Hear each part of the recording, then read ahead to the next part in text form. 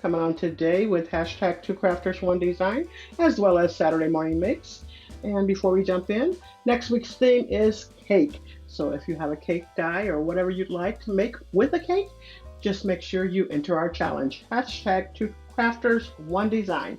All right, so this week's theme was Mother's Day. All right, so this week I am using these rose dies once again, and that came from Altenew. My creative time, I am using this one right here. I have this die in my stash, and I'm using this this oval one right there. Poppy Crafts, I'm using this one here. And for the inside of my card, I'm using these Hero Arts Infinity dies, and I want to say it's this one right here. The card, here it goes right here. I thought it turned out so pretty. I don't remember what color I used in the distress sinks. It might have been Tattered Rose or that saltwater taffy, I think. I'm not sure. I did accent that with gold.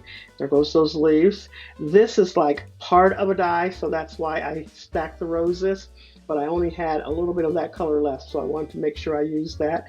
There goes that. My Creative Time stamp, which I stamped that out with VersaFine Nocturne ink, and popped that down on that Poppy crafts die, and I thought it turned out so pretty. Used some of these opals that I got from Queen of Craft, and that was that. Love the card.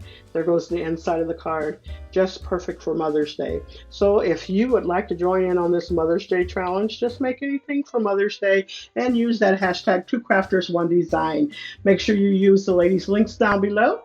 If I didn't say, Jillian Norwood is the host. You see why I'm a diva, which is Lisa, Girliest Cards, which is Gloria, and myself, Mo Creations. So we are the hosts of hashtag two crafters one design. That's all I have for you. Thanks so much, everyone. You all have a blessed and crafty day.